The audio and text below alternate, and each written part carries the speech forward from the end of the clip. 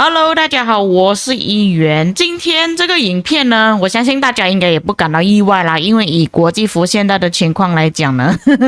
有王国他们开始灭亡，或者是开始变得体积越来越小，是很正常的一件事情。那只是我没有想到，原来这么多观众不知道这件事情，因为我在前2天就有做直播，就跟大家讲哦，1365也是要没有啦，然后大家就感到很错愕，哈，什么时候的事情哦？你哪里知道的消息？所以今天那个影片呢，就是来讨论1365的情况。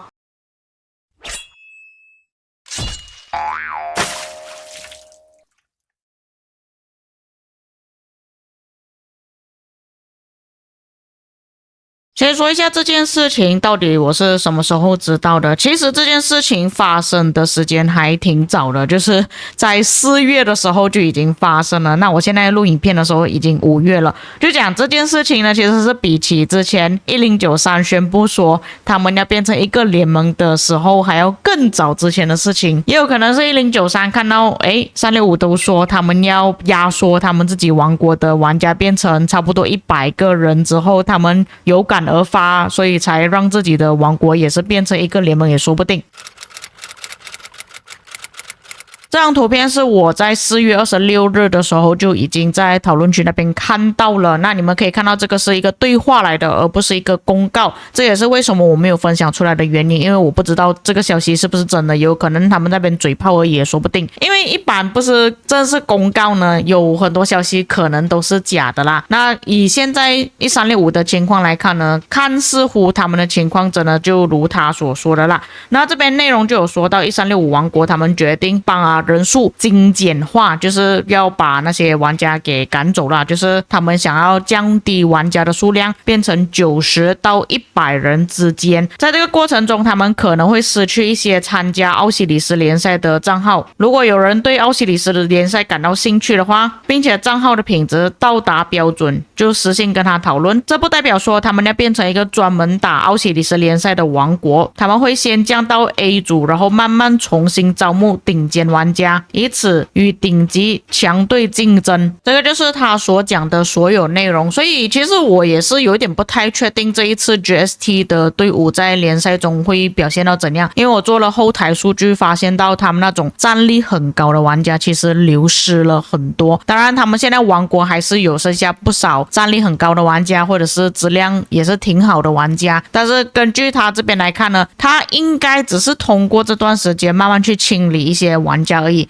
不代表说1365他们就此灭亡了。所以我的标题并没有说1365灭亡了，只是说他们暂时陨落而已。所以之后有可能他们收到一些比较强力的玩家，也有可能会复活也说不定。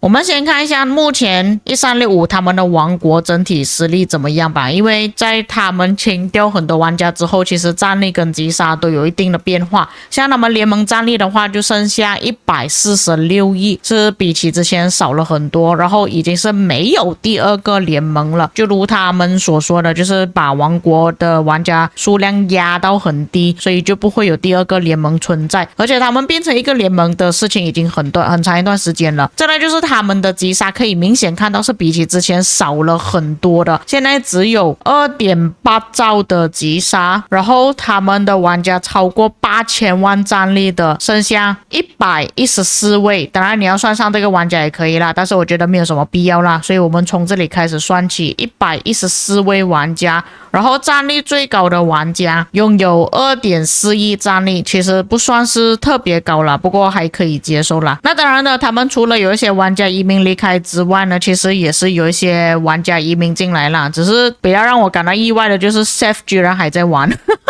他玩了很久啊其实。然后在他们王国中击杀最高的就是这个叫正主的玩家，其实他就是之前2377的玩家之一啊，然后后来他有移民到其他的王国，只是最后他回到1365，可能是觉得说全部都是韩国玩家，而且他想要休闲一点去玩了，所以就来到1365。因为据我所知他是真的很厉害打架的玩家，他拿到很多击杀的，我跟他碰面好几次了，基本上在 KVK 里面击杀前10前20都是可以达成的。剩下其他玩家的击杀你们可以稍微看一下，这个玩家的击杀也是挺多，但是我不会念他的名字，可以说质量也算是挺高的吧，他这边的击杀普遍都算是比较高。不过这个王国其实也是挺老了，玩家的击杀高其实也算是挺正常的。那我们看一下就是114位的玩家以上，他们的击杀都是多少吧，都是有超过100亿啊，其实算很好了，就是精简的那种先锋王国。但是我觉得目前的先锋王国标准可能要稍微提高一点了，可能要200亿击杀才算是比较好的账号。所以这边我们大概看一下200亿击杀的玩家都有80位啊，其实算是不错了的。如果他们真的要凑成联赛队伍的话，应该可以凑成2队的。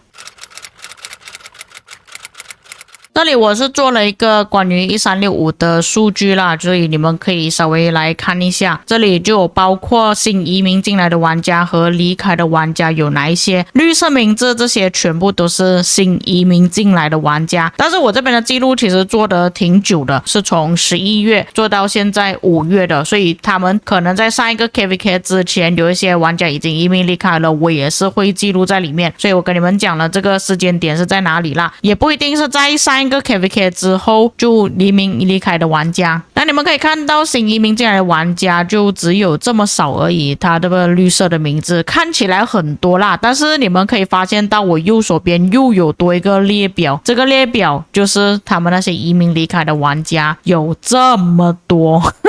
他那个移民离开的玩家是比起他们招募进来的玩家还要多出好几倍啊，你们自己做对比就知道了。绿色的名字跟这边一整排的名字，然后这边我也是有详细的记录下来他们移民到哪里个王国去了啦。但是我们先看一下这边还留在王国的玩家名单，可以看到从11月开始他们招募进来的玩家其实实力都算是挺好的，就是他们的战力都挺高的，可以看到有2个 2.4 亿战力的，然后剩下的玩家几乎都是超过1亿战力的，是有少数玩家他们战力会比较偏低一点啊，就比方说你们可以看到下面有好几个玩家他们没有超过1亿战力，但是也就只有那几个而已，多数都是超过1亿战力，当然还有可能有一些比较低的啦，但是因为那些战力太低的我就没有做到记录啊。不过整体看下来他们招募的玩家战力都偏高一点点啦。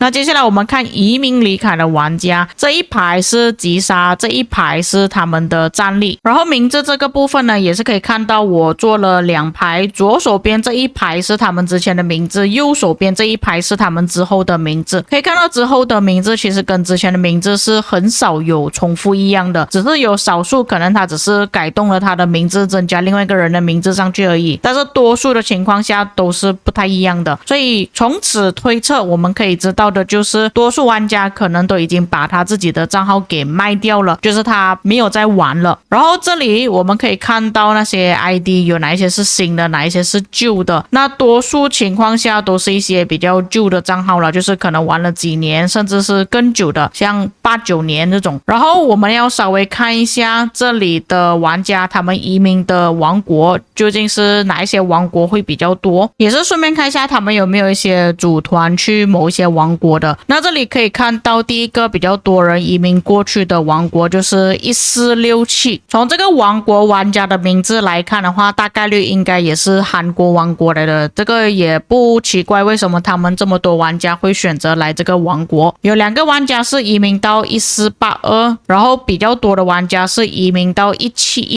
这里有大概3位玩家，然后1981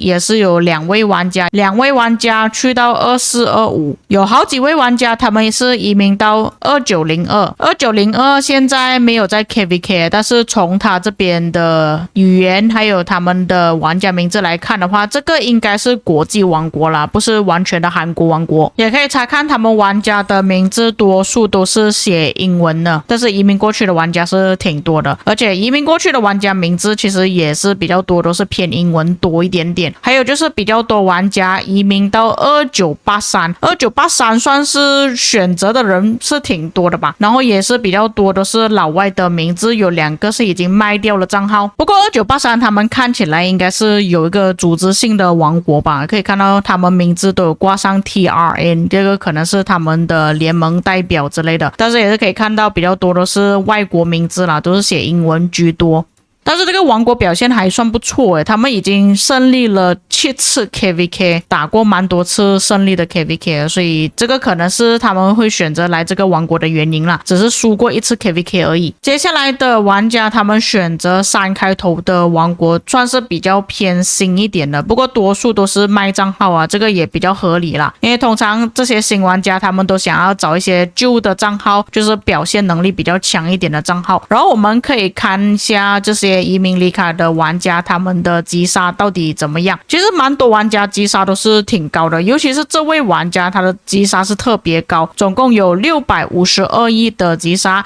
已经移民到2983那边去了。然后剩下的玩家的击杀都是200亿起跳的，当然还有一些100亿、190亿，也是有一些比较少啦，就是低于100亿击杀的，但是也就只有那几位而已，是真的非常少。但是这边移民离开的玩家总数算起来，他们所有的击杀呢，总共都有1.3兆了，是真的很夸张。差不多也就是讲1365他们损失了1/3的击杀吧，都是从这里来的。然后这边总数加起来的战力一共有73亿的战力，也是算挺多了。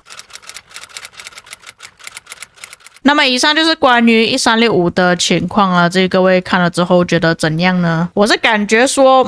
变化跟我一开始见到他们是真的差距有点大啦，因为我第一次面对到 GST 的时候就是在1960的时期跟他们对上，那时候他们还有4个联盟